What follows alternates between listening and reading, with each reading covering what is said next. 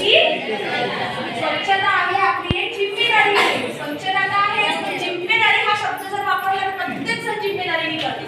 बरोबर आहे. आता दुसरी जी कोणाला एक मिनिट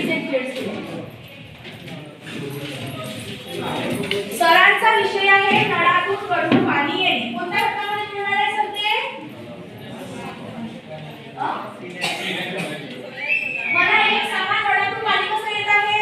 चांगलं पाणी कुठून आलं का? कोणतं पाणी कुठून आलं आहे?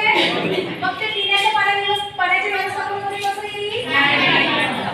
जेव्हा नळाची लाईन कुठून तरी लीक झाली असेल, त्याच्याच बाजूने जर सांडपाणी जर कुठे चाललं असेल किंवा नाली असेल तर त्याच्यामधलं जे सांडपाणी आहे ते त्याच्यामध्ये गेलं असेल नळाच्या पाईपलाईन मध्ये. आणि जे नळ आहे आपल्या घरी त्या नळातून कसं पाणी येत आहे?